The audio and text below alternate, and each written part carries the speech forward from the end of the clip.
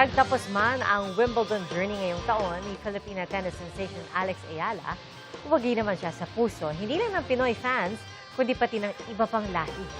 Standing ovation ang mga manonood sa Wimbledon Center Court.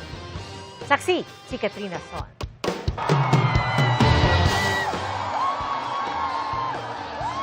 Sa tindi ng emosyon, animo ay nasa center court din ng Wimbledon. Ang mga nasa PhilSports Arena para tumutok sa laban ni Alex Ayala kontra sa Italianang si Jasmine Paolini.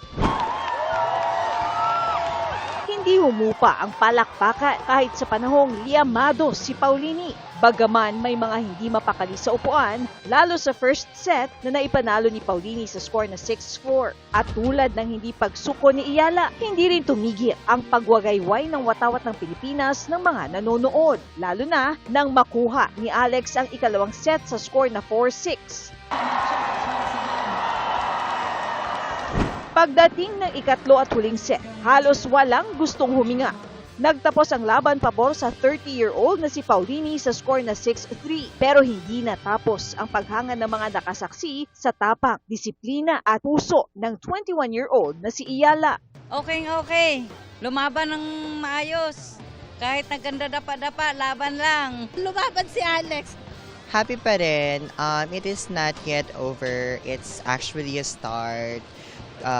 Let's support Alex on her journey sa kaniyang tennis career. She's very young, so there's still a lot of years left for her. She's just 21, so marami pa tayong baka decades pa, no, just to see her play. So we're excited. Sa PhilSports Arena man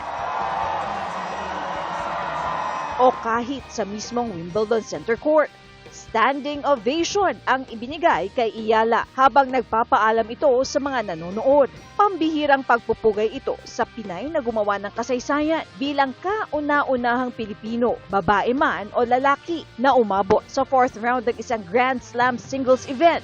Proud pa rin kami, syempre Pilipino kami kahit anong mangyari, Alex Ayala pa rin.